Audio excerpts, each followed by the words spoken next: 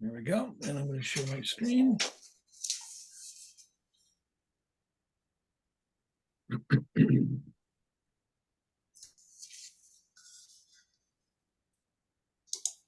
Well, it might help if I start at the beginning. Hang on a second here. Should go to the first slide first. How's that? Can you all see that? Yes. All right, good. So you've got your notes. We're just going to walk through this. Let's just take a little review of preview of where we're headed today. This is number 2, Itinerary Bible Study, and we're going to look a little bit at geography. And remember, the emphasis on geography is that it's difficult to find a page of scripture without some sort of geographical reference to it. So I think it's super important that we have at least a simple understanding of geography. We'll look at the general idea today, and then as we work through the rest of the itinerary in the months to come, I'll be emphasizing geographical features of these different locations we're going to be going to. Today we'll talk a little bit about the Ramon Crater and the Dead Sea. We'll talk also about different empires that ruled the areas that we're looking at. And we'll talk about archaeology and some architecture as well. So let's just get right into this. My first question is not a rhetorical one. Where is the Holy Land? Not a rhetorical question. Who wants to give a stab at that? Where is the Holy Land? It's not Wheaton, Illinois. If you went to Wheaton College, it's not even Biola University or somewhere in Illinois. Where would you say the Holy Land is located? West of Jordan and south of Lebanon. West of Jordan, south of Lebanon. Okay. That'll show up here on this map in just a moment. Any other? Egypt. Northeast. Egypt. Yeah, northeast of Egypt. Okay, northeast Egypt. Where else? Let's just take a look, okay? I've highlighted, now this is the entire modern nation. So when we talk about northeast Egypt, I just colored in all of Egypt. So all of Egypt didn't, visit the place where biblical history occurred, but some places in Egypt, so I just did the whole land.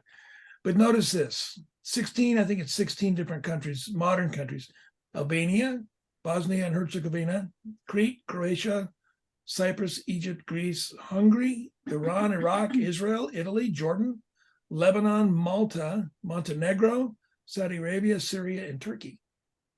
So sometimes when people think of the Holy Land, they think of Israel, but it's so much more than Israel. There are many places around the western and northern part, notice, of the Mediterranean Sea. And we'll show you why biblical events took place in that particular region. There's a strategy to this. It was a part of God's strategy for getting the message of Messiah out to the world. Okay, here's an interesting verse, Ezekiel 5:5. This is what the Lord God says. This is Jerusalem. I have placed her at the center of the nations with lands around her. So you can see that little red patch there. That's Israel. And the capital, at least up until modern times, has been Jerusalem. So here's a verse in Ezekiel that illustrates that it is a small place, relatively speaking, but surrounded by many other different nations. Here's what I think is really interesting about the size of Israel. It's about 1/6 the size of Washington State. Washington State's 250 miles long. Israel's 260. Washington State is 351 miles wide, but Israel at its widest point is only 60 miles. So it's a tiny strip of real estate, but there's so much history associated with it, not only biblical history, but even modern history and future history yet to be made. We'll show you why this tiny little piece of real estate is so strategic in world history and future history. We're going to look at that this afternoon. Okay, and this is a key right here. This is super important. Israel is the only land bridge between Europe or Asia and Africa. If you look at the maps here, for example, let's say you lived in Egypt and you wanted to go to Ephesus, which was just mentioned earlier. The only way you're going to get to Ephesus, you can get on a boat and sail across, but not very many people traveled on water like that, especially in ancient times. They'd always have to walk up and pass through that little red strip of real estate that we're looking at. That is the only connection between these continents. Or if you wanted to go to Istanbul, or if you wanted to go to over into Persia or Babylon or whatever from Africa, you have to cross through that land of Israel. So it's what we now call Israel. It's a very strategic piece of property. Notice this: whoever controlled the promised land, that little strip there in red, also controlled intercontinental travel, communication, and commerce. So here's the point. If no empire, let me just back up and show you. This is a map that you may have seen before. It's called the bunting. I think it's called the bunting clover or the bunting leaf. And you see there's three like leaves on this little flower here. There's Europe to the left, Asia to the right, Africa to the south, and in the center is Jerusalem. And they'll say that Jerusalem is the center of the world. In fact, there are ancient maps of the Eastern Hemisphere, the known world, where right in the very center is Jerusalem and everything else was surrounded around it. In fact, they would superimpose a picture of Jesus with his head and his hands and his feet, but his navel, his belly button was Jerusalem. Must have been an important thing for them back there in those days to consider that. So here's the point I wanted to make is this. No empire ruled the world without ruling the promised land, with very, very few exceptions. Any conqueror who wanted to rule the world had to control this little strip that we call the promised land, because if you control that geography, you control international communication, commerce, and those kinds of things, trade and all that. So God strategically placed Abraham in this piece of real estate, knowing that the world would be going through his front yard or his backyard, however you want to state it. And even, in future millennia, thousands of years later, Jesus was there and the gospel started to be proclaimed from Jerusalem. It went out to the rest of the world from that central location. So it was critically important for those who wanted to rule the world, had to have control of the promised land. So throughout our tour, we'll see. I'm going to ask you all to mute your mics if you could for us. That would be helpful. Throughout all our tour, we'll see indications of how each of the civilizations ruled and influenced the Holy Land. So what I want to show you is a video. Some of you have seen this before, and I want to point out a couple of features before it begins. You see right in the center, the blue mass, that's the Mediterranean Sea. Down below is the Red Sea, where you've got the Sinai Peninsula, and it looks like a little peace sign there, those two little pieces of water going up. On the right-hand side, the Gulf of Aqaba. If you go up just a little bit, follow the projection in its natural orientation there, you can faintly see Israel. That'll show up just a minute in the video that we're going to watch. But what I'd like to have you hand out, it's going to take a couple of minutes to watch the video, is just the different empires that ruled the world and how most of them had dominance or control of this little strip. It's also called the Levant. You can call it the Holy Land or Israel as well. So let's take a moment. Let's watch this. There's a timeline at the bottom of this video as well that might be helpful to you.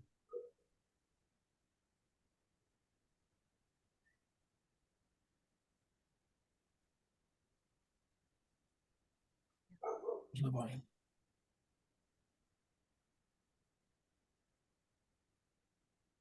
There's no narration. It's just the video.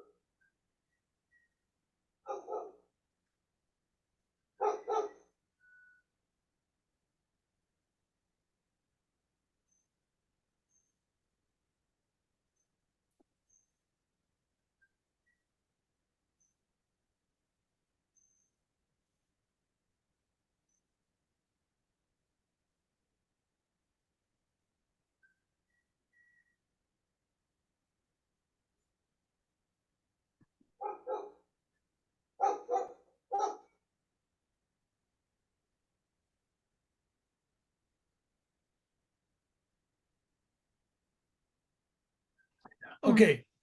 So you can see that this came from a website called Maps of War. You can go there and take a look at that again if you'd like to. There's all sorts of other kind of fun stuff that's there. Any comments, observations on that short little video that we looked at? You could see how important not only Jerusalem, but Baghdad as well is there for world dominance. You got to control at least the Jerusalem area to be able to control international trade and commerce. Okay, so we're going to see indications of these different empires that we looked at. We'll show you, we'll point that out to you. That'll come through not only in architecture, we'll talk about that in a little bit, but also inscriptions. You'll see multiple languages, modern writings, and ancient inscriptions as well from different languages, from the different cultures that were there over the millennia. All right, on your notes, you have a chart that looks like this. And I will also be providing for you when the tour begins, what I call a site guide. And it gives summary notes for all the different places we're going to be visiting on our tour. This chart is a part of that site guide. You'll hear, we'll have several guides throughout this trip, depending on what country we're in. You'll hear them talk about the early Bronze Age, or they'll talk about the Byzantine era, or they'll talk about the Second Temple period, and they'll just be talking through these time markers. And so this chart will be helpful for you to pinpoint not only where in history it occurred, but some of the major events that occurred when those time periods were happening in real time. Okay, does that make sense? Okay, so you've got that in your notes here. You'll get another copy before we travel. Any questions up to this point? I see there's a question in the chat room. There's let's see. Why is Jerusalem described as a necessary transit point from Europe to Asia when one could travel east from Finland and Albania, Bulgaria, etc., and go directly to Asia? So I was emphasizing to go from Africa either into Europe or Africa into Asia. It was easy to go from Asia to Europe, just go laterally. But if you're going to go down south into the continent of Africa, you can't get there on land unless you walk to the land of Israel. Does that make sense to you, Alex? Yes, I was thinking of the clover graphic that. Yeah. Okay. Yeah, well, they do that because Jerusalem they consider to be the heart of the world, and it would be not just Jerusalem itself, but all of Israel. So they kind of wanted to emphasize the whole Jerusalem aspect. The other thing is that major trade routes had to go through that way. Yes, you could physically go there, but a lot of these trade routes always went through Israel. Yes. Good. Okay. So is that chat message still sitting in front of your screen? Can you see that? See if I can. I can't see a cursor. Do you guys see the little chat note on your screen? I do. You do? Okay, I'm going to try to figure out how to. There we go. All right. Okay, ready to move forward? Let's talk a little bit about geography. So you can, let's see here. There we go. Let me back this up here a little bit. You can mark this on your map if you'd like to. Water is super important. Without water, there cannot be life. There cannot be civilization. And so the main bodies of water, at least at this point, this is what we're going to talk about right now in the area surrounding Jerusalem, is to the left is the Mediterranean Sea. That's salt water. Up to the north is the Sea of Galilee, and it's fed by 3 springs that are up north just a little bit. We're not going to deal with those right now. But there's the Sea of Galilee, fresh water, the Jordan River, fresh water, the Dead Sea, which is salt water, and then the Red Sea, which is salt water as well. These are the major bodies of water in the land of Israel. And as I said, there's no chance of survival without water. The cities, towns, and villages that were established thousands of years ago in these locations all throughout the world, actually, all began where there was a source of water. We'll see that when we talk about Megiddo, for example, super important. Jerusalem itself, there's the Gihon Spring, natural source of water. That's why people settled. Jebusites settled there because there was fresh water that was available for them. So water, super important. I want to show you a cross section of topographical cross section looking from the south to the north in the land of Israel. You can see the Mediterranean Sea all the way over there to the left. That, of course, is at sea level. And about 3/4 of the way off to the right, you can see the Dead Sea, which is at about 12 or 1,300 feet below sea level. I'll mention it again later on this afternoon, perhaps, but the lowest spot on Earth is the Dead Sea. And you can see that the highest, one of the highest elevations is the mountain, what's called the Central Mountain Range, where Jerusalem is located. So going from left to right or from east to west, you can see there's major cities that you might be familiar with. Ashdod and Ekron, those are Philistine cities. Beit Shemesh, Eshtaol, and Kiriath Jearim is where John the Baptist was from. Of course, Jerusalem, then Jericho, where the Israelites crossed the Dead Sea or the Jordan River. Mount Nebo, where Moses died and was buried, and Heshbon, which is on the other side over there as well. Down below that, you can see the coastal plain, which is rather flat. The Shphelah, which are like the foothills going up to the Central Mountain Range. And then off to the west there, or the east a little bit more, is the wilderness area. Remember, Jesus was tempted in the wilderness. Then the Rift Valley, that stretches all the way down into into Kenya, at least. What's that country just below Kenya? Zimbabwe? Is it what? Anybody know your geography well enough to know what is right next to Kenya?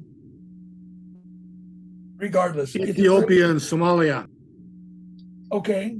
Yeah, this Rift Valley goes all the way down there into that area of Africa. It's a very long place where the tectonic plates meet and shift and separate, those kinds of things there. Now, look at the phrase, Luke 18:31. Jesus said this. He says, "Behold, we are going up to Jerusalem." Why did he say up to Jerusalem? Because it's up on top of a mountain range. So typically we think that we're going up to somewhere. We're going from the south to the north, but their orientation was different. Their orientation was east-west, not north-south. So when they say that Jesus said we're going up to Jerusalem, he meant literally we're climbing this mountain to go up to Jerusalem. Notice how steep the climb is from Jericho to Jerusalem. There's only a few miles distance between both, and it's a pretty rugged walk back in biblical times, and it's a pretty steep incline. We, on the Israel tour, will be going from Jerusalem down to Jericho and then Jericho back up to Jerusalem. We're not going to stop in Jericho, but we'll be able to see it from where we are visiting. So I just wanted to give you just a simple orientation of a cross-section of the topography of Israel. Any questions on this before I move to the next slide? I have one. Yes, what's your question? You had said the Rift Valley is the lowest point on Earth. Yes, the Dead Sea right there is. How about the Marianas Trench? Well, okay, let's say that's not under the ocean. Okay, Okay, that I will buy. okay, I sit corrected. Hey, Yeah. Dan, I got Yes. a question. This is Matt. Hey, Matt, welcome. Thank you. We are glad to finally be here. We Yeah. missed part of it, but I probably already know the answer to this. But is there any possibility of seeing Herodium? No, Okay, that was like the expected answer I had to ask. well, you know what? Let me think. Well, we will be able to see it, but we're not going to stop at it. Okay, but we'll see it from a distance then. We will most likely see it from a distance. Okay. What's your interest in Herodian, Matt? Well, because I've never been there, and our message this morning, I'm familiar with. I was familiar with Herodium even before our Sunday morning service this morning. Yeah. In our Christmas series, our pastor talked about Herodium this morning, and Good for him. it just reminded me that that's one of the places I've never visited, and would have loved to have seen it. Yeah. What do you know about the Herodium? Just that it was Herod's palace, that overlooking Bethlehem and the Jericho Valley, or Bethlehem rather, the Shepherd's Field. Yeah. Yeah, and that I know it's not mentioned in Scripture, but it still has a historical significance for the account in Matthew about the when Herod killed the firstborn in Yes. Bethlehem. So there's a historical significance, and it reminds me a lot of Masada, although it's Yes. a different type of structure, but still it would just be awesome to see it. Right. Yeah. It's built on top of a man-made mountain. Right. Yeah, they Man-made just, hill. I Yeah. guess they carved away a nearby mountain to construct it. Uh-huh. And so, Just because they could, I suppose. yeah.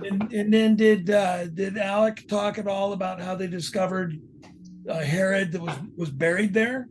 No, Oh, he did not oh. touch on that. He Yeah. mentioned about the water channel and that Yep. it became a church or something like that. Yeah, Interesting. one of the bath, I guess. The bathhouses, yeah, Became a Christian site. Yeah, became a Okay. chapel, I guess. All right. All right. Yeah. Well,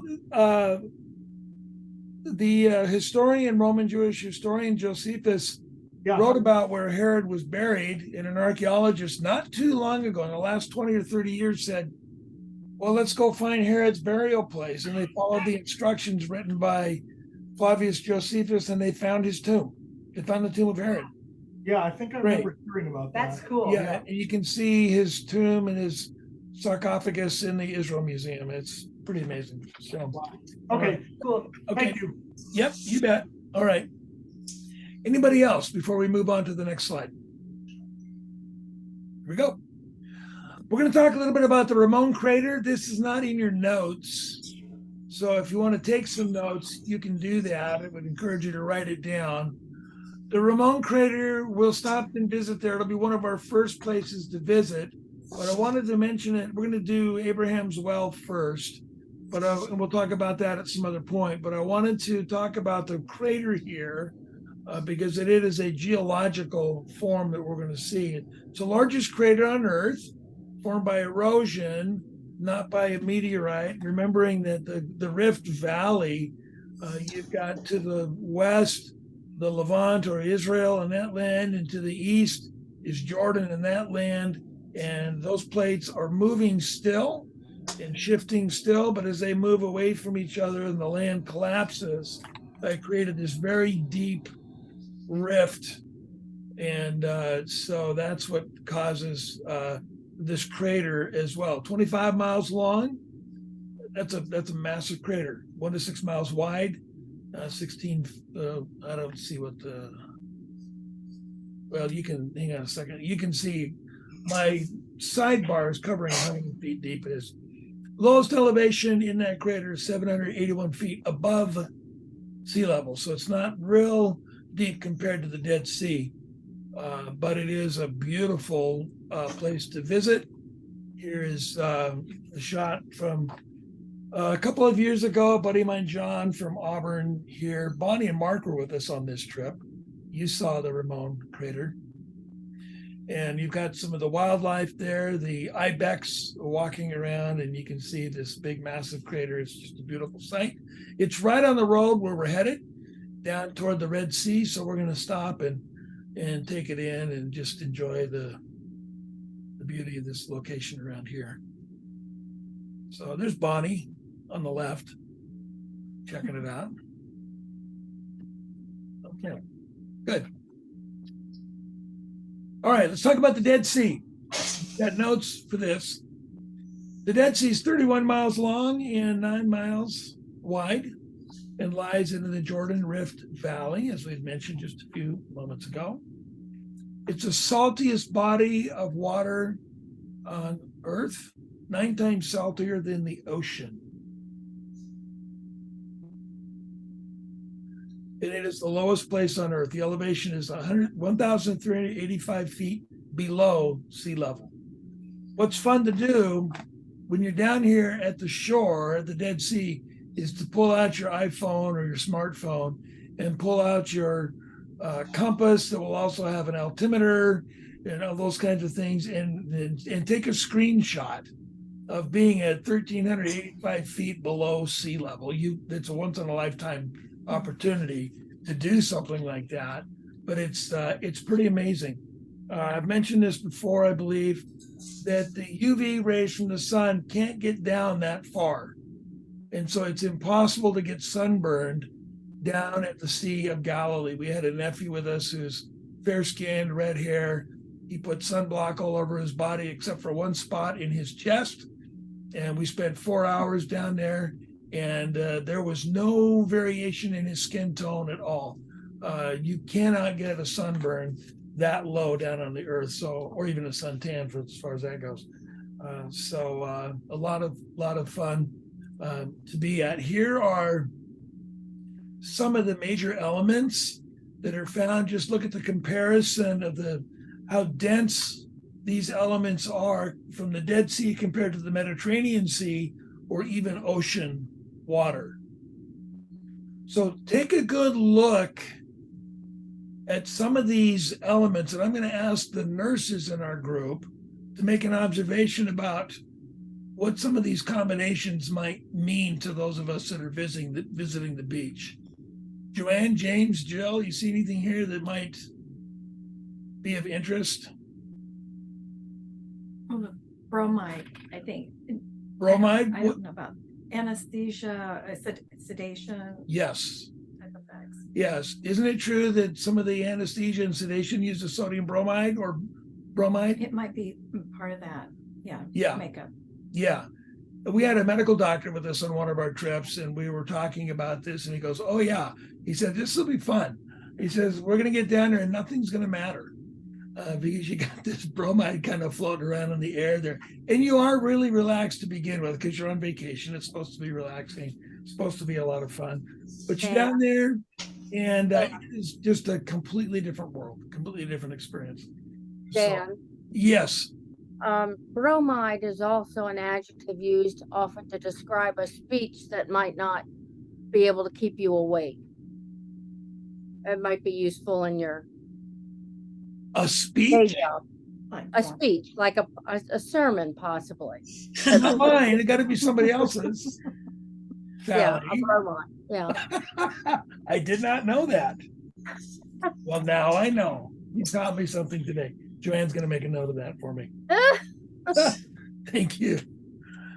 All right. Also known as the Salt Sea in the scriptures, or Lake Asphaltitis, is another name that is used in ancient writings. The ancient Egyptians extracted asphalt, and they used it in the mummification process. So they would often go down to the Dead Sea and get some of the materials that they wanted. And we will see indications of an Egyptian presence in several places that we will be at in Israel. And we'll point those out to you as we're traveling. Sodom and Gomorrah were located here. You read the story about Abraham and Lot and Sodom and Gomorrah. This is where, remember, Lot's wife turned into a pillar of salt. We will see a land formation that looks like the profile of a woman, and they've appropriately named it Lot's wife because it's right there by the Dead Sea. I remember hearing a story about a Sunday school child a child in Sunday school said that Lot's wife was a pillar of salt by day and a ball of fire by night. Ezekiel, that's a pastor joke. And I know that you have your microphones muted, so you don't have to laugh. Ezekiel prophesied that the Dead Sea will become fresh water He says that in the millennial kingdom, people will be fishing and they'll be drying their nets on the rocks there. So the Dead Sea is going to come alive again. Right now, nothing lives in it because it's a closed system where fresh water flows down from those springs to the north of the Sea of Galilee. The Sea of Galilee dumps into the Jordan River. The Jordan River dumps into the Dead Sea, but the Dead Sea does not, no water flows out of the Dead Sea. So it's a closed system, and all that good stuff flowing down from the Jordan into the Dead Sea stays there. You will see a lot of mining or a lot of extracting of minerals and other kinds of products from the Dead Sea. You'll see that actively going on when we're down there. And there's lots of beauty products that are made from the Dead Sea minerals, potash for fertilizer and so forth. Our guide will talk to us a little bit more about all the products that are made from Dead Sea minerals. We might have the opportunity to stop by one of the factories where they make Dead Sea products, and you can buy ahava, which is the brand name of the product, which is a Hebrew word for love. So it's kind of an interesting visit down there to that part of the world. Here's a photo of my son Daniel on the left, my nephew Jonathan. He's the guy that did the little sunscreen test. And then my son Stephen on the right. They're floating on the water, and they have a boulder on their chest the size of their heads, and they're still not sinking. Hey, Dan. Yes. Hey, just forgive me for being kind of nerdy. It's the civil engineer in me that's coming out here, but Bring it. But when you mentioned asphalt, Yes. maybe just this is more of a technical clarification. Yes, please. Because when we think of asphalt in modern terminology, you're talking about a paving surface that is a mixture of bitumen, aggregate, and other materials that make up a solid surface. Whereas what you're talking about biblically as asphalt, maybe what people are more familiar with is bitumen, and which is like tar. So I just wanted, I thought, because we're again, just maybe a point of clarification. I think that's really good, Matt, and I totally appreciate that because I don't want people to think that they were picking up chunks of Interstate 1 or whatever that was going through the land, the road to Egypt, right? Whatever. Yeah, good point. Good point. Thank you, Matt. Appreciate that. May I ask one? Please, Victor. Please do. Yeah. Water weighs a little over 8 pounds per gallon. Yeah. Aviation fuel about 6.5 gallons, 6.5 pounds per gallon. How much does this salt water weigh in the Dead Sea here? I do not know. There's ways to find out. How could we find out, Victor? Well, I'll look it up afterwards, but I thought you might have that handy. I do not have that handy. You can bring a set of scales on the trip if you'd like to. Okay. That's excess baggage. You know what? Here's a challenge for you. Ask our guide. I'm sure the guide would know. All right, thanks. These guides are amazing. They're walking encyclopedias. And if they don't have an answer, and I haven't had a guide get stumped yet, sometimes they'll give an answer and I'm not sure I believe it, but they'll get the answer for us. That's a great question, Victor. Thank you. Good. Anything else? Okay. Very buoyant. And our hotel will be on the water. It'll be on the Dead Sea. So we'll show you, this is the Monarch and Bonnie is probably the place we stayed at. This is one that we often stay at, but you can see there's a pool down there. And then you just walk a short ways and you're at the Dead Sea, and you can go out to the beach and float around either before or after dinner or early in the morning before we head up to Masada. So it's a beautiful location. Here's just a shot of, these minerals that, the waves lap over these rocks and it dehydrates or dries and leaves a little bit of residue there. And then it just builds up and stacks up as time goes on. You'll see salt crystals all over the place. In fact, when you go down into the water and you're playing around in the water and you come out, salt crystals or these other kind of crystals will form on your body. And so it's really a lot of fun. I'll show you here in a moment something else that that we do as well. Let me just take a look at the chat. Dead sea water salinity, okay. Density of, all right, James and Jill, you got a little nerdy on here. Can you translate that to pounds and gallons or not? We know it's a high salinity rate.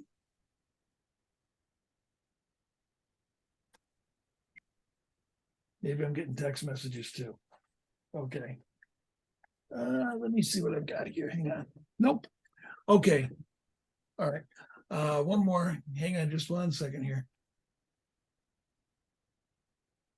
Nope. All right. So there's also mud at the Dead Sea. There's me on the far left. There's Matt next to me. So we you can go down there and scoop up this dark mud. It's real rich with lots of minerals, and you put that on there, you let it dry, then you go back out in the water, or you can go into a shower and get hosed off, and your skin is just like really smooth and really soft. It's a lot of fun. So it's one of those experiences that you're there in that place, and you got to get that done, and it's just really a lot of fun. Okay, let me see if I can't find this question. Okay, we've 8.6 pounds per gallon. So Victor, there's your answer. I think so. It's a little heavier. A little heavier. Yeah. Thank you so much, O'Rears. Appreciate that. Any other questions or comments about the Dead Sea before we move on? Let's talk about archaeology, huh? Again, this is just introduction, just to give you a little bit of orientation of what to expect and kind of make sense out of what you're looking at when we're traveling together. Archaeology is the scientific study of ancient cultures through the examination of their material remains, what they left behind, usually dug up from the ground. So you see a picture, standard picture of an archaeologist with a little trowel out there, just scooping away and cleaning away and searching for whatever they can find down there. And let's see here. There we go. We will also show you a Tel Megiddo, Tel Aviv.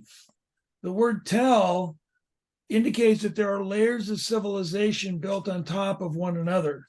So that's what it is. It's a mound of debris created by layers of civilization built upon one another. So for an example, I say here in the notes, when one civilization invaded and conquered another, cities were leveled and new ones were built on top of the ruins. So for example, in this diagram in front of you, the blue segment is a very, very old, and it's not anything in particular, it's just a diagram to illustrate the point. It's a very old civilization that was conquered by the green civilization, the Green Empire, and they built their new city on top of the one that they conquered. And then another civilization came, or another army came and conquered the green ones and built, and then they were conquered and they were invaded and conquered, and et cetera, et cetera. And so layers of civilization built upon one another. Why would a conquering army or a conquering nation or kingdom or empire build on top of a city that or village they had destroyed? Not a rhetorical question. Who knows why they would do this? There's a reason for it. We Get usually an altitude advantage. Okay, say that again, Alex, and we'll get to Victor. You get an altitude advantage. They would be higher up than an attacking enemy. Okay, altitude is your friend when you're defending. The Okay. other thing is that why ever they built in the first place, they located a civilization in an area amenable to civilization. Yes. Resources. Yeah, so they would want to stay at that location. What's the primary? There's two primary reasons they would want to stay at that particular location. Sally, do you know what they are? What at least one of them is? I don't know, food, defense. Water is one. Mhm. Okay, so they would usually build where there's a source of water. Number two was to defend either a roadway or a pass through a mountain system or an intersection where major highways would be intersecting. So it was for defensive purposes. These cities were located strategically to provide defense, and then also because there was water that was there. So it would not make sense for them to go to a different place when they already had a water source and was already strategically located. Good. Victor, did you want to add anything to what we said? You basically covered it. I would add one other thing. By this time, the people were hunter gatherers, so farmland would be important to them as well. Absolutely. Yeah, absolutely. Farmland. For And sure. also, they were using wood. So if there's a forest nearby for fire and for building, that sort of thing. Very good. And the destroyed village also lends material for building. Yes, we're going to show you a couple of examples of architectural recycling. Well, there's one other thing that really stands out, you got, especially in war, and that is when you're standing on somebody else's kingdom, Ooh, advertise that you have really won. that's good. All right, kind of like King of the Mountain. That's Yes. good. And you cancel their culture. You cancel their culture. That's good, Joanne. Yeah. All right. Good. Excellent. Excellent information. So think about this. When looking at a tell or excavating a tell, the farther you go down in elevation, the farther you go back with civilization. Remembering that the older civilizations are down at the bottom and the newer ones are up at the top. So I wrote it in this way just to kind of as a little mnemonic for you to help you remember. The farther you go down in elevation, the farther you go back with civilizations. That makes sense? Just want to make sure that kind of works for you there. So this is Tel Megiddo. Megiddo guards the Jezreel Valley. There's water here. There's an ancient water system. We're going to walk through it, and our guide will explain why we have to walk down to get to the water system. It's because a spring, its source is going to be at bedrock. And this Megiddo, there is 26 layers of ancient civilization here at Megiddo. So this place was built and destroyed at least 25 times. And the reason it was so strategic is because there's water and it guarded the Jezreel Valley. That was the major intersection between Africa, Europe, and Asia. You cannot control the promised land without controlling Megiddo. That's why one of the first things that Solomon did when he became king was he reinforced the gates and the walls of Megiddo. He wanted to strengthen and fortify his kingdom, and he went back and he rebuilt and strengthened and fortified major strategic cities throughout his kingdom. So the Jezreel Valley is also known as the Valley of Armageddon. And so we will see that location. Those of us who are on the Israel tour, we will go to Megiddo, and you're going to have a great time. It's a lot of fun. Those who are doing the Axon location only, you will not be able to see. You will not see any tells on the Axon location only, just on the Israel trip. All right, questions or comments on Megiddo at this point? Can I ask you what the first fill-in was after archaeology is the scientific study? I missed that. I had to step out. Okay, of their material remains. Okay, thank you. You're welcome. Hey, Dan, a question on Megiddo. Sure. As we're looking at the picture, Yeah. can we assume that the dark layers are burn layers? I cannot answer that definitely, but I would say most likely. Okay. Most likely. Although I've seen burn layers and the ash is just real. It's a real, I wouldn't say, I'm going to back off and say probably not, Matt, because you got to remember this is really compressed down tight. I've seen burn layers and I've seen ash layers that are like maybe 3/8 of an inch high, sometimes maybe 3/4 of an inch, not a whole lot. Okay. We'll have to ask our guide.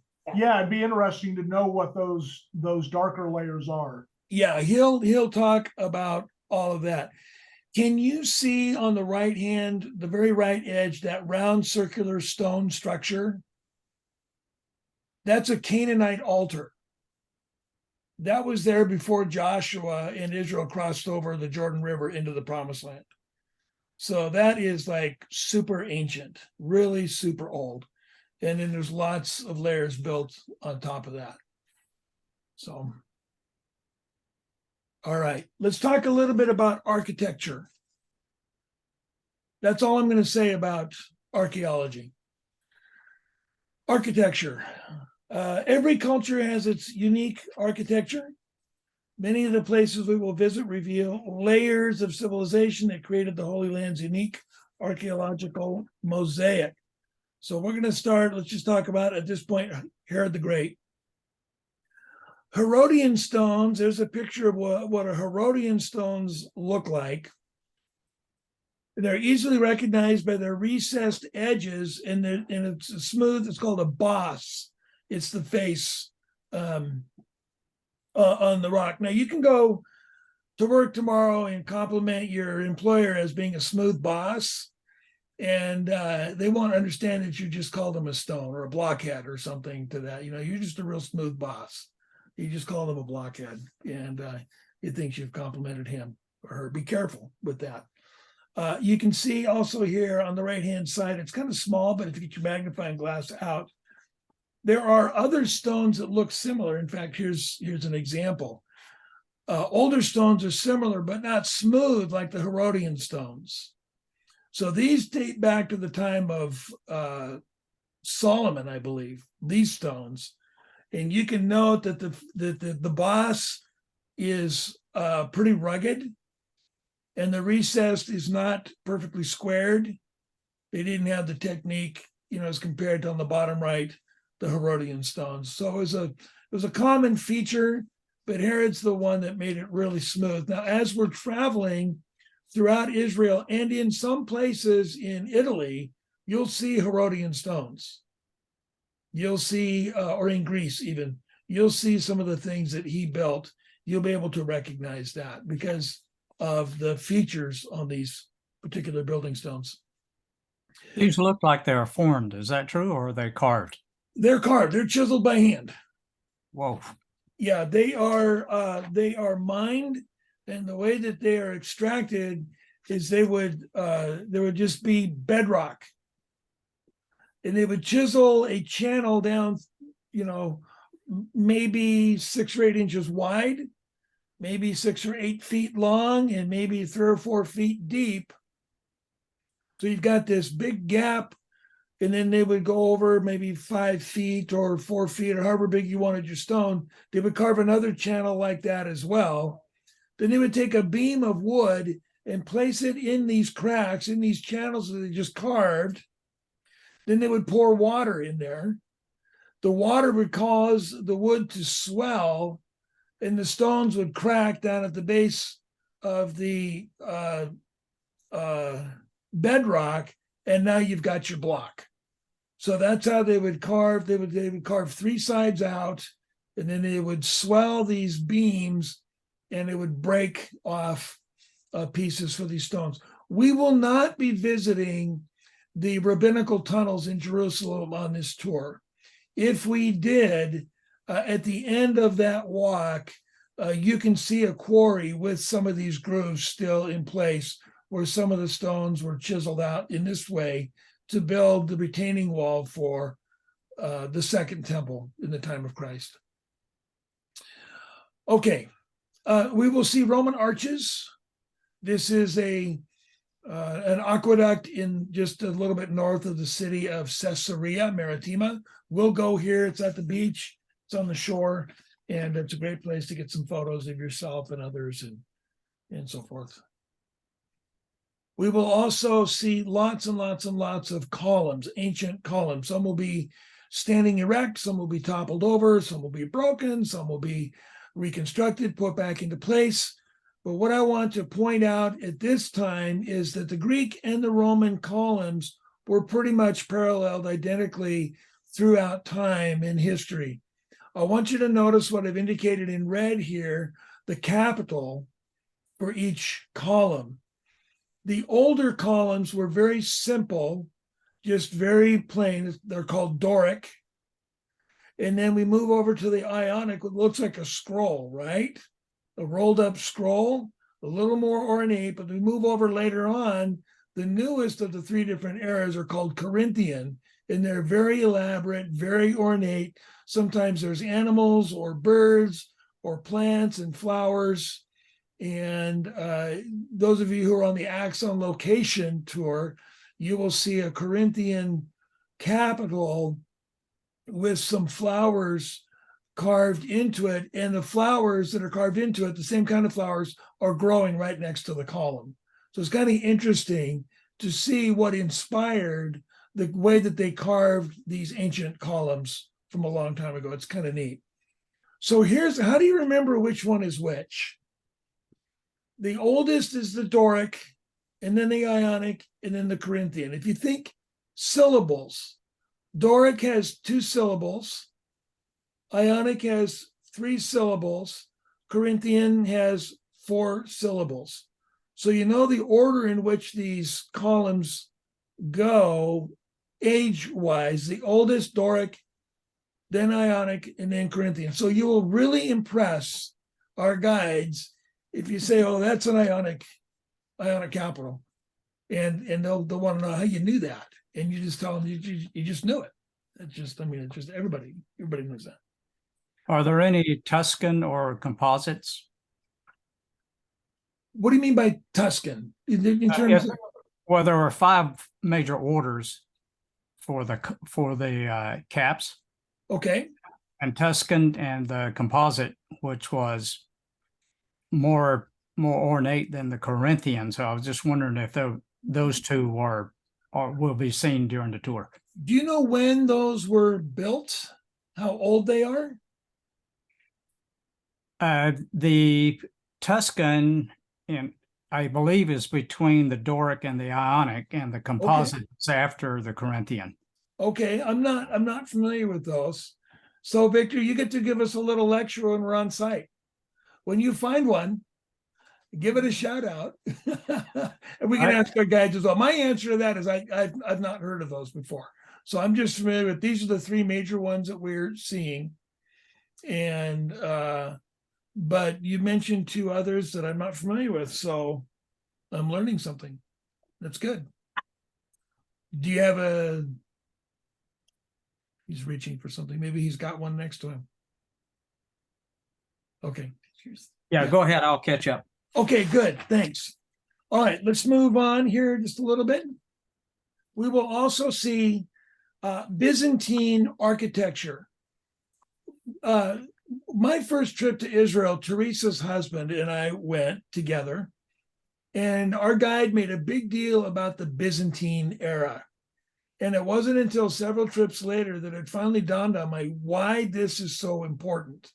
Who can tell us in this group today why the Byzantines were so important? And Byzantine architecture, why it's so important. Does anybody remember? They used terracotta brick. They did, to build what?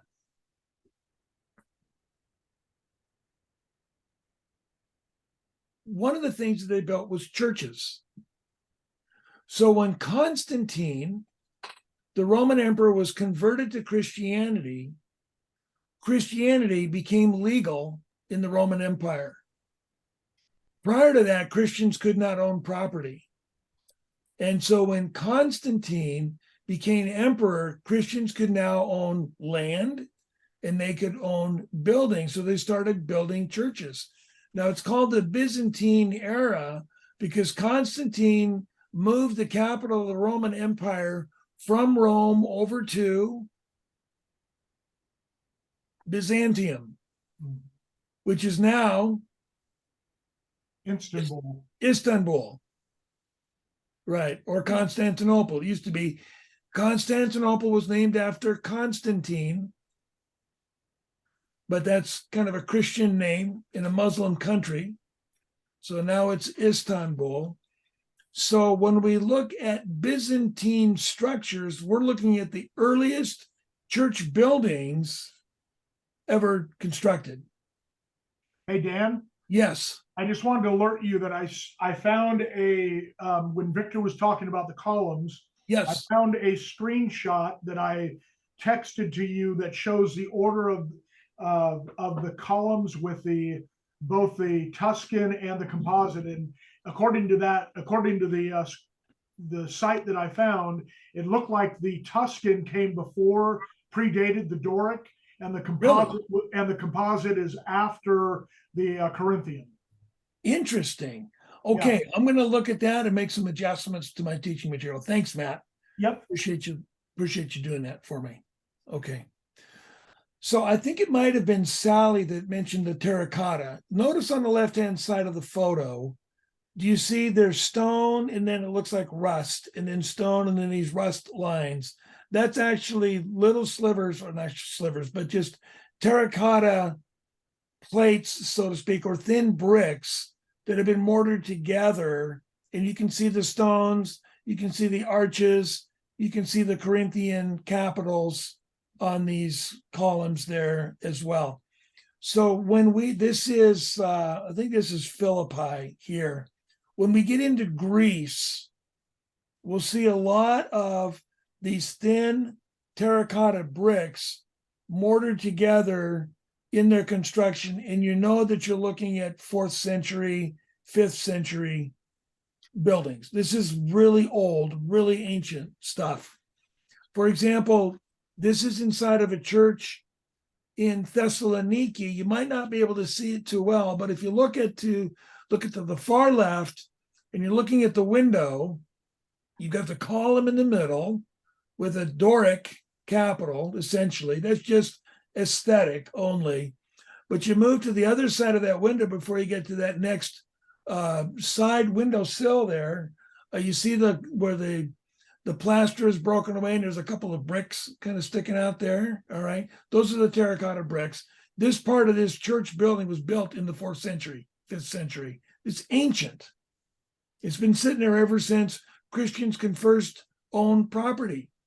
So it's a very, very, very old church, and then they've added to it as time goes on. But you'll see indications of these terracotta bricks all throughout Greece and some in Rome as well. And you can instantly date this back to the Byzantine era.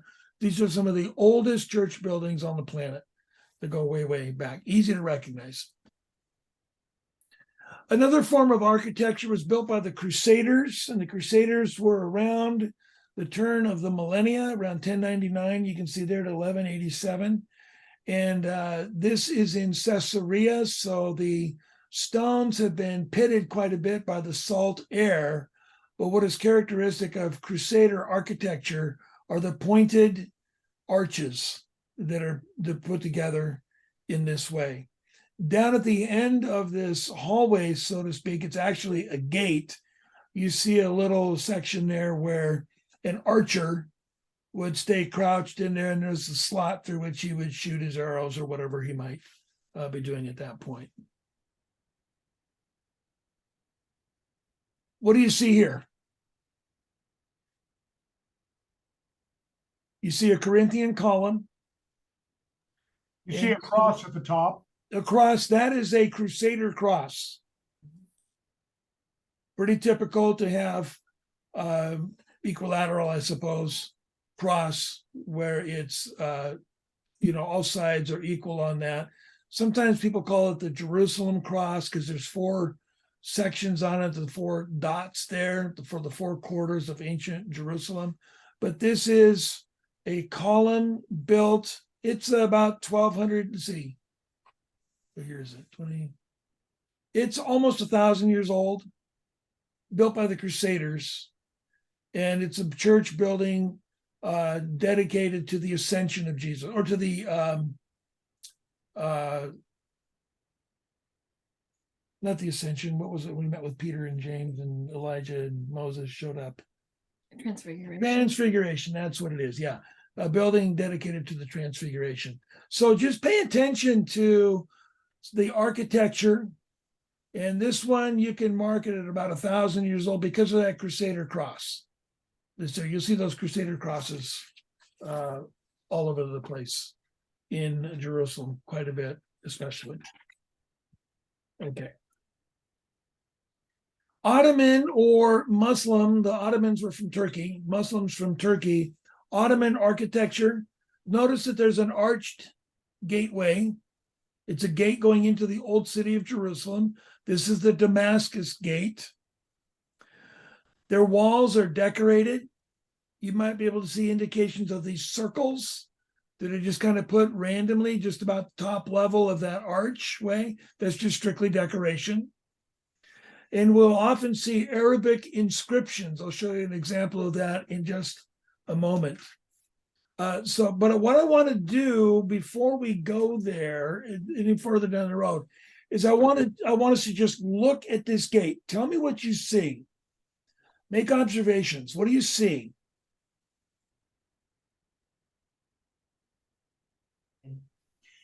One thing we notice is the gate below, the smaller gate to the left of the larger gate.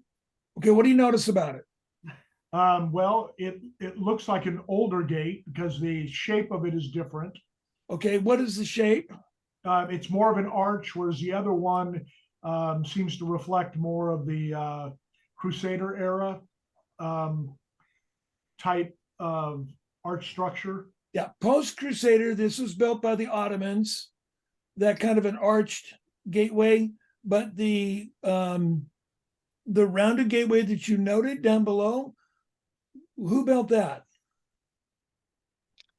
Romans. Romans. Okay, they had rounded arches. The Turks did, and the Arabs did quite a bit of the pointed arches. Good. What else, Matt? Let's just stay on this for a minute because you struck gold and you didn't realize it. Right? Okay. What else do you notice? Corinne was just pointing out what maybe are arrow slits up in the wall. Let's stick with the two gates. Oh, the Oh, two the gates. gates, okay. Okay. Yeah. Below the city. So, well, it's below, so it represents, as my brother-in-law just said, this actually, I guess, represents a tell in a sense. It's You've got a lower civilization yes, represented by the lower gate, yes, an older civilization. So, excellent. uh, Exactly. Okay, good. Let me unpack that just a little bit because you nailed it. That's what it is. Your brother-in-law gets extra credit. Okay. Yeah. The gate below, the rounded one, that's a Roman gate. That was ground level in the time of Jesus.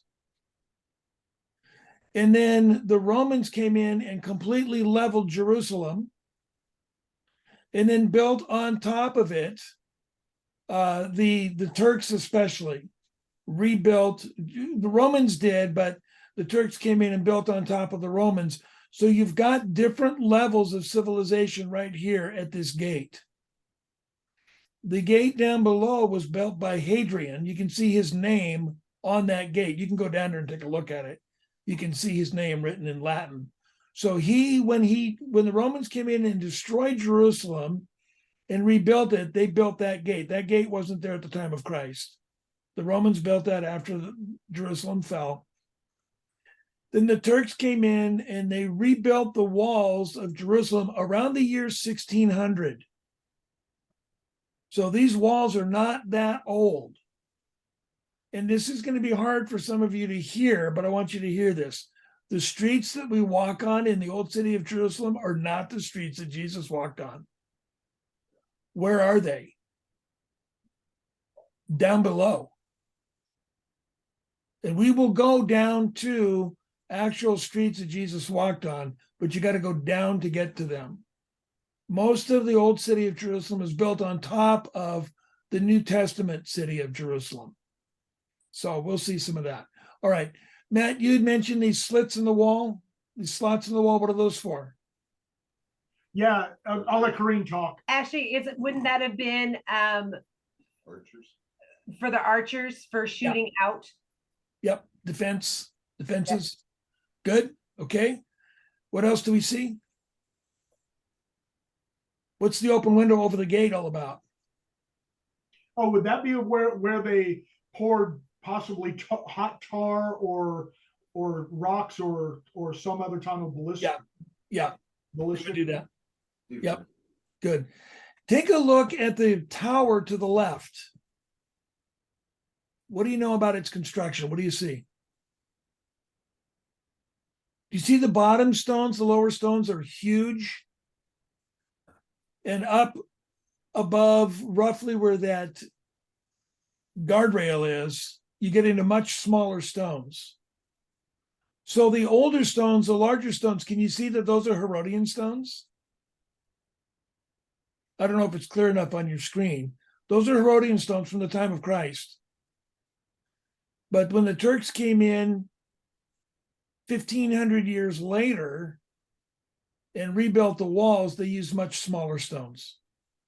So you can see that there's different civilizations, different time periods that are reflected in this picture right here. You've got a time span of 1,600 years in this one photo, at least 1,600 years. Okay, good. Any questions or comments? We want to move on here a little bit. Damascus Gate because it faces Damascus. Yes, that's good, Joanne. If you walk out of this gate and you keep walking, you end up in Damascus. Very good. All right, so there's a little close-up of what Matt and his brother-in-law there noticed. See to the left, the Herodian stones with the smooth boss and the recessed edges. And then straight ahead, there's smaller stones built over this Roman arch. And there's some columns there that have been destroyed. But if you just look, you'll see 1,600 years of history right there. It's kind of crazy. It's a long time. All right, we're also going to see inscriptions. We'll see Hebrew inscriptions. You've got the notes there showing that this came from the temple in the time of Christ. And it says the place of trumpeting, in case you don't read Hebrew, like I don't read Hebrew. But it's where the priest would go and blow his trumpet, blow the ram's horn, and that fell down and toppled down to the ground. And this is a copy. The original is in the Israel Museum, which we hope to be able to visit. So you'll see ancient Hebrew inscriptions. Here's some more Hebrew inscriptions at the Wailing Wall. This is more like graffiti, though. People would come prior to the 67 liberation and of the wall, and they would come and they would write their family name or their names on the wall. So this is like ancient graffiti. Notice the Herodian stone. Do you see that?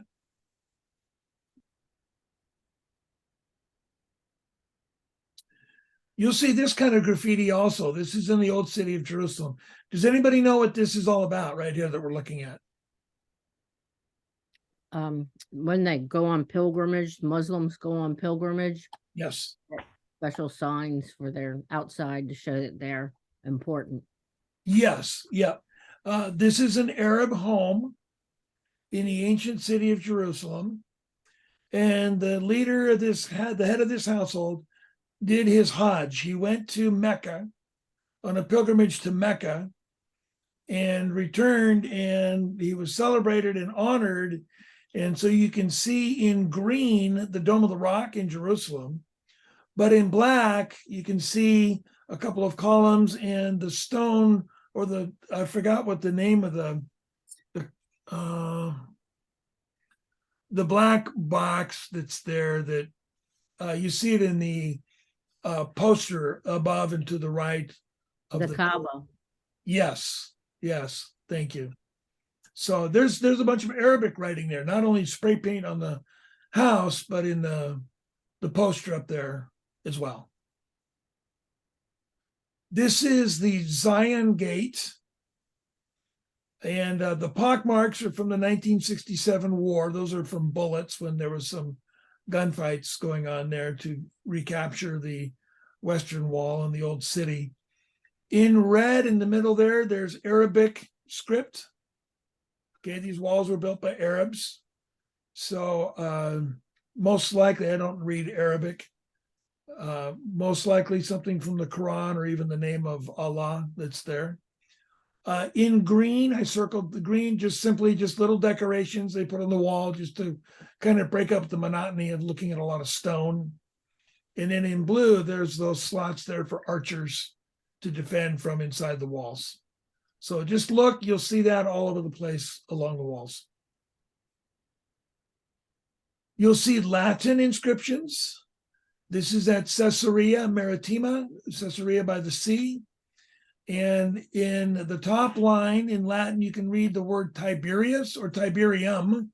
It was a building dedicated, you can see in the next line, by Pontius Pilate. You see his name there, Pilatus. In Latin, the V is like a U. So Pontius Pilatus, and then there's some more inscriptions. We'll tell you the story behind this stone when we get to Caesarea. Inscriptions all over the place. You'll see signs in English, Arabic, in Hebrew. Brian Levering. Yeah. So Matt, did you travel with Brian? Did Brian remember Brian Levering? The guy down there with the sunglasses looking at me when I took the picture. Do you recognize him?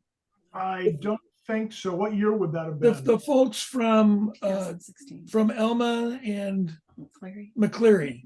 No, that was Ron and Louise Ferguson that went with them. Okay. And Joe and Carla Beard. Joe and Carla. Okay. All right.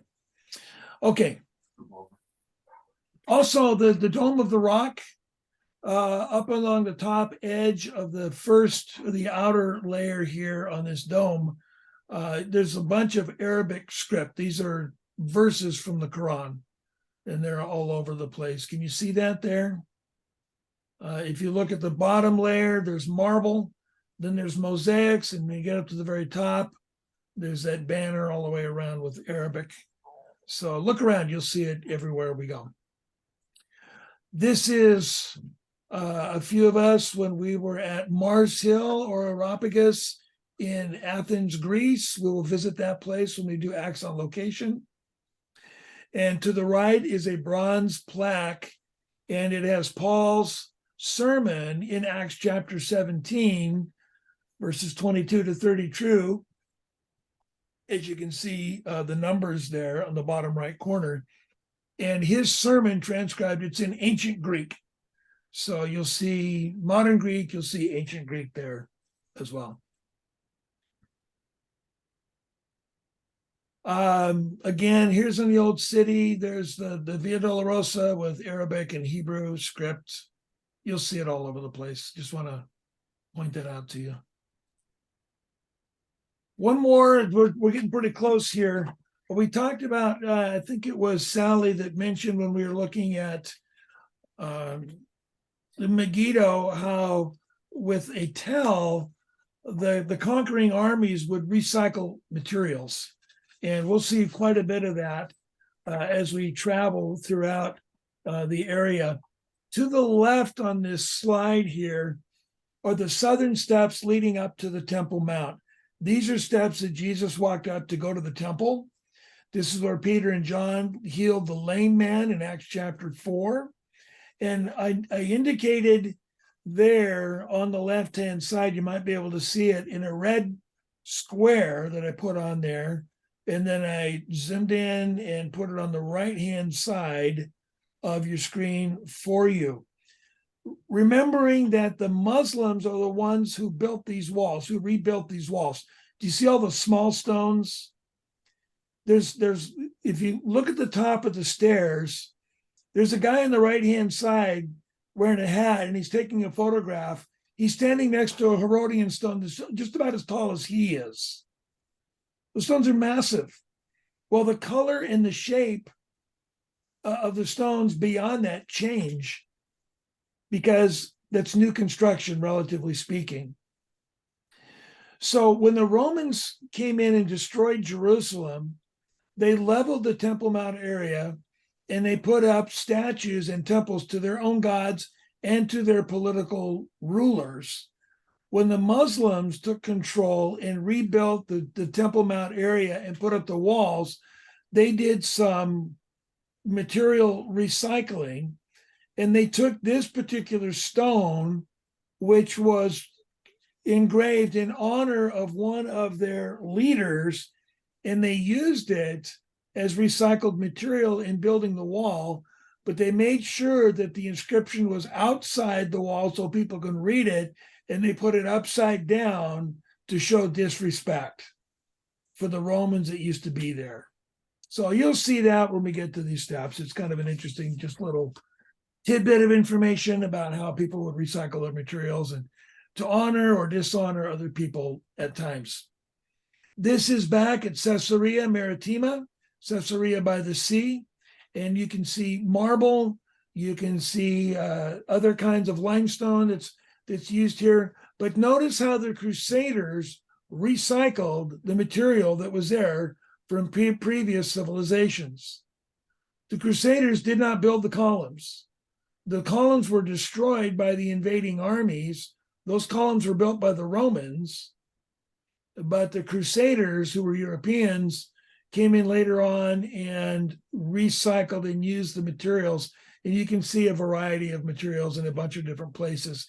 This is stepping up into a gate where those archways were that I pointed out to you earlier in our meeting together. Okay, that's all I have for the content. What I'd like to do is to try to answer any questions that you might have. Let me get out of this and come back to all of you. There we go. All right. Questions, comments about anything that we've looked at today? Do I see it? Oh, Matt, you're getting photobombed there. Okay, any questions, comments, archaeology, architecture, different cultures, geography? When we go through in the future, the specific locations that we're going to be visiting, we'll talk about a little bit about geography and architecture and archaeology as it's appropriate. So just wanted to give you an overview and a preview of that before we got to there starting next month. Okay, any questions in general about the tour, about traveling, about what's up, what's going on? This is a great time for us as a group to maybe get a couple of questions answered or answers questioned for you. Anybody? Really? Mark. Question. Yeah, Mark. Payment deadlines for Registration. deposits. Good question. Okay, it's always best to make that deposit as soon as possible. That always helps with the planning process. It helps the travel company know that they have blocked enough seats on the flights and enough rooms in all the hotels. They've already reserved a block of seats for us. I'm not sure what that number is, but there's still plenty of room to add more seats in the flights. I think if we do acts on location, I think there's 7 different flights that we take on the trip. It's a lot of flying. And so with the hotel rooms and everything, it's always best to get your registration, your deposit in early. Now with the deposit, if you're doing acts on location, there's 2 deposits. One is for the tour itself. The second one is for the cruise ship. So there's 2 $500 deposits that are required to reserve your space on that tour. And you can make your deposit with a credit card, but the balance of the trip needs to be paid off with a check. And I'm trying to get the travel company to let us use a credit card so we can get all these miles and those kinds of things. And they, at this point, still do not want to let people do that because they're going to have to pass on the cost to you, and it's going to raise the cost of your trip 2 or 3%. And they want to not do that for you. And I said, well, let the people pay an extra 2% or 3%. Put it on them. They're just not really ready to go there. They're looking at electronic transfer of funds from your bank directly to the travel company, but they really want to try to stay away from credit cards. Your second question is, when's the deadline? When's the last opportunity to make full payment or to register for the trip? That's 90 days out. We leave in July. So April to May to June, July. So early in April would be the last for that. Another question about the, about payment and so forth. Yeah, just hang on a second, Matt. Did I answer your question, Mark? Did I get that covered for you? Awesome, good. All right, go ahead. Yeah, so I remember in a previous meeting, we talked about not having the minimum number of people on the trip. Has that changed? Well, we have plenty of people on the Axon location trip. Okay, Yeah. so it's the Israel only. For the Israel only, that's priced out. I think it's priced out. I would have to look at it. I think it's 15 or 16. Okay, And how many do And- we have now? We have 11 or 12. Okay. Yeah. Maybe 13. I've got those numbers somewhere. So we still need a few more people to join us for the Israel only tour. Axon location, we're good. We've gone beyond the minimum. And here's what we're talking about. The tours are priced out on a minimum number of travelers because you get a certain break financially when you're booking 20 rooms or 30 rooms or 40 rooms. And what our experience was last year is we didn't hit that minimum. So everybody had to pay extra to travel on the trip, and people were gracious and they paid a couple $100 extra to go on the trip. So we want to try to avoid that. We want to try to keep your cost as low as possible. We're covered for Axon location. Bye, Teresa. Squeeze those grandkids. Okay, I know them and I love them. They're awesome. I want to take them home with me. Bye, Teresa. So we want to keep the cost low for you, and we will.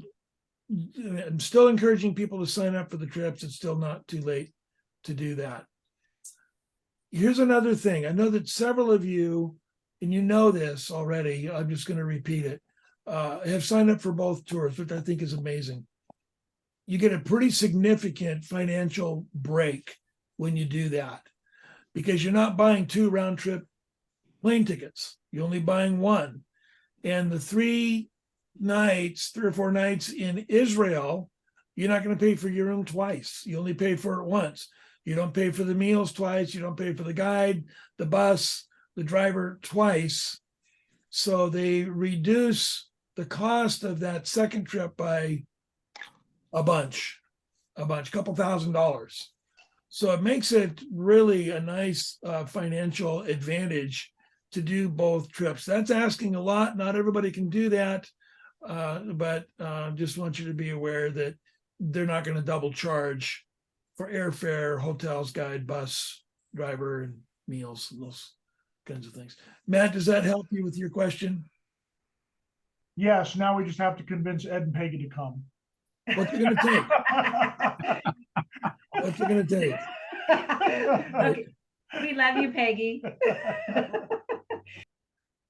Good. What else? Other questions you have?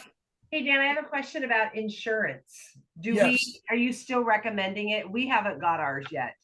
Yeah, we're still recommending insurance. Okay. We required insurance during the COVID Mhm. problem. They wouldn't let us into the country without insurance. Okay. That was Israel that made that decision. So everybody bought insurance. Bonnie knows that insurance is important because she needed to, or Sally actually, not Bonnie. She didn't travel this last time. Sally needed to leave early, and so she filed the claim, and she had the insurance, and she was taken care of. Okay.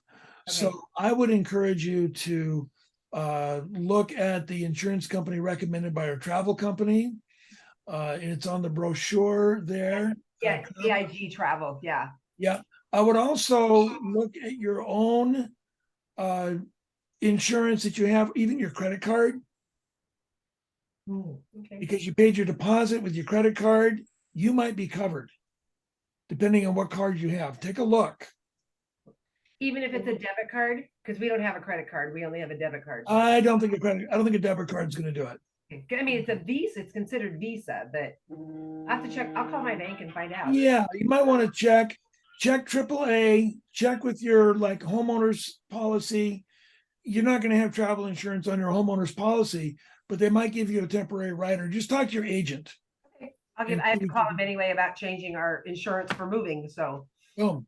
okay, yeah, okay, I'll do that tomorrow. Good question. Well, thank you, Dan. Yeah, we highly recommend it. It's not mandatory at this point. If it becomes mandatory, you're certainly going to hear about it. Okay. All right. Hi, Darvin. That's my son's father-in-law. All right, good. Other questions? Dan, do you know where we're flying out of Seattle to? I don't know yet. Last time we flew into Toronto, and I've asked them to not do that again. It was crazy. Sometimes we go through Minneapolis, sometimes Chicago, Philadelphia, New York, Boston. So I don't know what that meeting place will be. They might know, and I can check to see if we can find out about that. So Okay. I know that, for example, the O'Rears are flying out of Dayton, Ohio. They're going to fly to somewhere, and we're going to fly from Seattle and meet them at that place somewhere in North America. Maybe Well- Europe. Sometimes Well- we've met up with groups in Europe, and then Okay. we all arrive into Tel Aviv together at the same time. But I also know this: some of you have purchased land only, and you're going to take care of your own airfare, because I know that some want to, instead of flying home with us after Italy, they want to stay in Europe for a little while and bum around and see some other places in Europe. You can do that if you want to. You buy a land only trip. You're on your own for airfare or for the air travel. The thing that we want from you is that you need to be in Tel Aviv before we get to Tel Aviv. Because if you are later, we're not going to wait for you. It's not fair to have 25 people waiting for two. So you need to get, or we can give you all that information. If you're doing land only, let me know. We can make sure that we're going to be covered there. But Kathy, that's a good question. And as soon as I get an answer, I'll let you know what that answer is. Okay, thank you. Certainly welcome. Yeah, Dan, I have a question. Oh, Yeah. And Teresa's flying out of LA, oh, okay. and Sandra's flying out of San Francisco. Oh, okay. Yeah. Okay, somebody else. Was it Patty? yeah, I had a question. I think in our last meeting, you gave a couple of references that would be good for us to use. And I was wondering if you could send maybe some more references, because I'm trying to actually find a good one of them in Spanish. So if you have several, I could maybe find one that's actually is translated, one that's recommended. I'm sure there's good ones in Spanish, but I would actually love to use one that, I don't know, that you What do you mean by references, Patty? Bible apps? not Bible apps, more like Bible architectural, geography, that kind of stuff. I'm not tracking. Geography, Yeah. geography maps, in Spanish. Bilingual. So I don't need you to find it in Spanish. I just was like, if some of your some like the commentaries and references that you like the best. Okay. I would prefer to look for those in Spanish. I'm happy to do that research, but if I can know what you recommend, then because I already found some, but I was like, yeah, I'd rather wait and invest in one that I know you like. How much do you want to invest? Oh, okay, not necessarily as much as you would. Okay, definitely not as much as you would. So. Okay, I would just check this out. Okay. Okay. Go to logos.com. Uh-huh. And look at Logos Bible software. There's a new version that just came out, Logos 10. And you can buy whatever resources you want to use with Logos. There are thousands available. But now they have the technology. If there's a commentary you really like and you want to read it in Spanish, you hit the button and it's going to translate it to Spanish. Okay, that's pretty easy. If you want Swahili, hit the button and it's going to translate it to Swahili. Whatever language you want. Okay. It'll translate. It's just like crazy. And then the other thing, I've got all these books here behind me. Mhm. but I might not have them in my Logos library. So I scan the ISBN number for any one of these books. If it's in the Logos, store and I don't own it, I can look at that book digitally and search for something. It'll tell me what page it's on in that book behind me. Mhm. That makes sense? It's insane. It's crazy. It's nuts. Thank you. Yeah, you're welcome, Patty. Let me know if there's anything else I can try to sell you. I want to keep the trip as inexpensive as possible. All right. What else? Any other questions? Matt? Dan, just to update you, since it was mentioned earlier, Corrine and I are not doing the European tour after. So we're doing Israel. we're Israel doing only, and yeah, we're not doing the land only portion. Okay. So we're you're flying gonna home stay- with us? You're flying Yes. home with us? Yes. It's you need to prepare mentally for that. But we'll find ice cream, Dan. Don't worry. We'll find Right. ice cream. Gelato or something there. Yeah. Good. We'll do it. Absolutely. We'll do that. Yeah, and just maybe it would be beneficial maybe for others that are considering, as we looked into it, one of the problems is that Imagine Travel, because of the discount rates they get and so forth, they're not a travel agency. They're a tour company. They're a tour company, and so they can't buy a one-way ticket only. And so, like you said, you have to do a land only, which means that it may cost more to purchase your own tickets separately, and there are other risks involved. And so as we looked into it, it looked like it was going to become more expensive in the long run than just returning home and doing a trip at a later time. Yeah, you're right. The only time that a land-only trip would really be advantageous is if you have enough miles to get a free flight. Yeah. And we don't. Yeah. Yeah. So translated, when we fly together, if we go down, we all go down together, right? Yeah, and we're not going down. We're not going down. All right, good. Anybody else? Can you do the land only and still do the in the middle of the tour flights? Like, Say one more time. You cut out there for a second. can you do the land only, but you still do with the group the flights within the tour? Yes. Yeah, we checked into that as well, and yes, in answer to that, yes, you can. The only tickets you have to buy are from the U.S. to Tel Aviv, and then from Rome to wherever your destination is. So they will take care of all the inter-travel air flights, inter-tour travel flights. Good.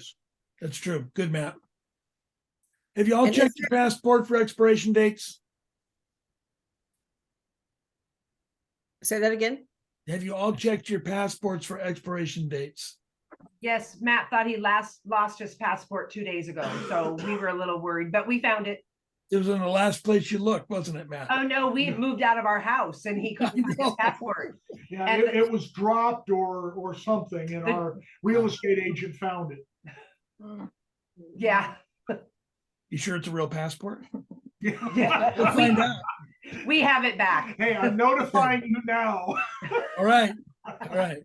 Good. Anybody else? Any other questions or comments? One other thing. So on the deadlines, you have we passed the discount deadline?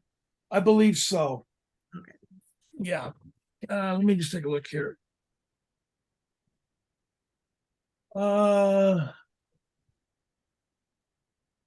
12/8 was the last discount for $50. Sorry about that. Are you going to come with us? Seriously thinking about it. Yeah, I think we'll definitely do the Acts part. We're debating on the Israel part. We would seriously love to have you join us. Did you say that Arya is the guide again? Yes. Yeah. Yeah. He's a good one. He's good, but he wasn't very patient. all his good spiel was coming out before I could get out for the bus. Well, yeah, there were other reasons for that, but that won't be happening this time. So, and just so that you know, if for example, Bonnie, you're struggling with, the performance of the guy, come and talk to me, and I'll talk to him, and I'll make sure that he'll make sure everything is functioning the way that it needs to be functioning. Yeah, more than once I've heard that he was impatient with this particular group, and he was just tired of waiting for the group. But I'll just say this, you'll hear me say it a million more times. We move as fast as our slowest member. Okay. And so we want everybody to be able to move along well. We know that some people are not as ambulatory as others. We get that. We understand that. We work with you on that. I'm on the treadmill now getting ready for July.